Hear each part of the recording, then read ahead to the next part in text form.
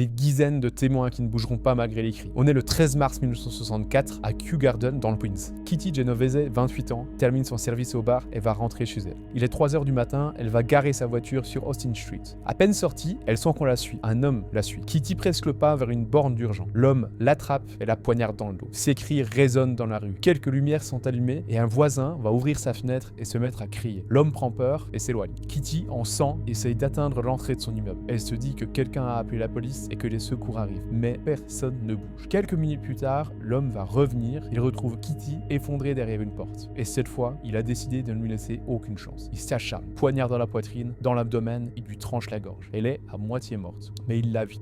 Et va ensuite la voler. Kitty agonise. Ses voisins l'entendent. Certains ont même assisté à la scène et la voient agoniser. Mais aucun n'interviendra directement. Par peur, par indécision ou en pensant que quelqu'un d'autre appellera. Il faudra attendre qu'une voisine finisse par alerter la police, mais trop tard, Kitty meurt avant d'arriver à l'hôpital. Winston Moseley, un prédateur, sera arrêté quelques jours plus tard pour un autre crime. Il avouera le meurtre et l'agression de Kitty. 38 témoins. 38. C'est le silence de ces 38 témoins qui va choquer. Cette affaire devient le symbole de l'effet du témoin. Un meurtre qui, encore aujourd'hui, interroge notre responsabilité morale.